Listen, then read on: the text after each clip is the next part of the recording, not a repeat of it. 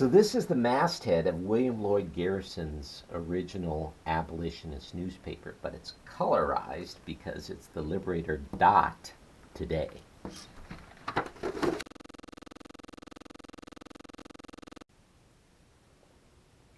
Let me share a joke. You are either going to get it and think it very clever, or you are not going to get it and think I'm making fun of you.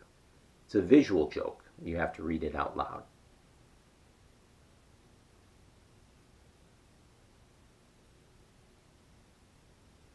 In the binary system of numbering, a 1 followed by a 0 is a way to denote 2.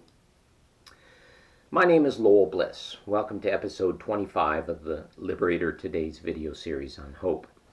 Binary numbering is a good way to introduce the concept of dualism, another perspective on the future, which, like optimism, we're going to have to shift to a new position if we want to make a way for hope to emerge. An equation like this is either correct or incorrect, we say.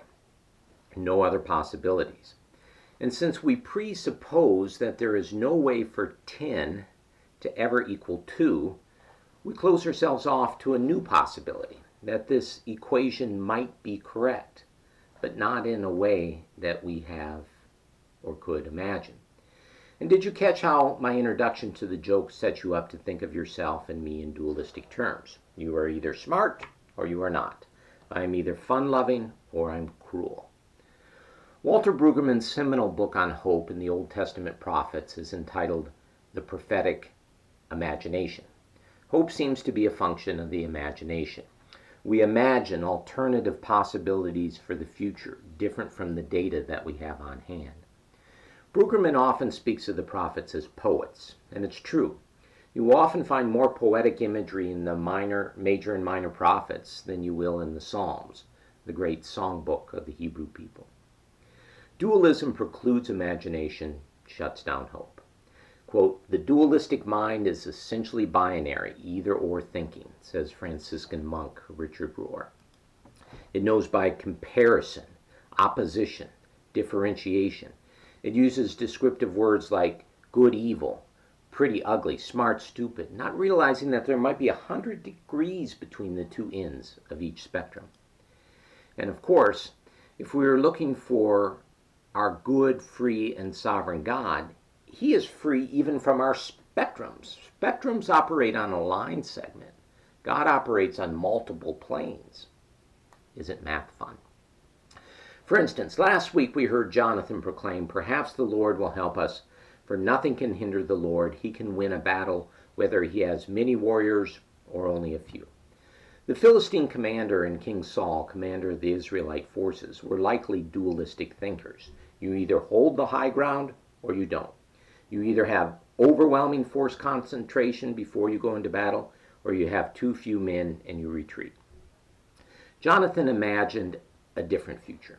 Just 2 men, climbing up to the high ground, where the Philistines were, numbering more than grains of sand on the seashore. Where did Jonathan find the hope-filled capacity to do this? Because God is not hindered by either many or few. Switch examples. Think how dualism has befuddled the imaginations of barren women in the Bible. You either ovulate or you don't.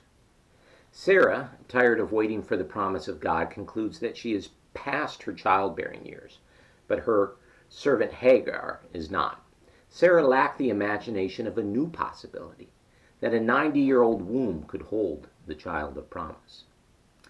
The Shunammite woman who hosts Elisha in 2 Kings 4 has a similar problem. Quote, "She has no son and her husband is old." When Elisha prophesies a birth, she objects, "Please, man of God, don't mislead your servant." It's an interesting choice of words, mislead. It's the language of pathways, of possibility, which may prove false. She does eventually have a son. Years later, when that son falls ill and dies, she goes and seeks out the prophet and tells him, "Didn't I tell you, don't raise my hopes?" Hope can't emerge if the only 2 options we give God are that my son is alive and that he is dead. Elisha introduces her to the possibility of a son who was alive, then dead, now alive again. That's an unheard of thing in a dualistic world, but not in the imagination. Then there is Mary, the mother of Jesus, who wasn't barren. She simply hadn't been with a man. Mary asked the angel, "How can this happen?" The language of possibility. "I am not married," as compared to being with a man, the language of dualism. Mary is forever venerated because she opened herself up to possibility. I don't understand, but fiat mihi, be it done unto me as you say. Dualistic thinking works well, Richard Rohr says, for the sake of simplification in conversation, but not for the sake of truth or the immense subtlety of actual personal experience. Most of us settle for quick and easy answers instead of any deep perception, which we leave to poets, philosophers, and prophets. Yet depth and breadth of perception, Rohr says, should be the primary arena for all authentic religion. What else, how else, he says, could we possibly search for God? Next week, we'll consider ways to break free from dualism, shift it out of the way so that imagination and hope may emerge. I'm Lowell Bliss, Christian environmental missionary and climate activist. Thank you for visiting the Liberator today.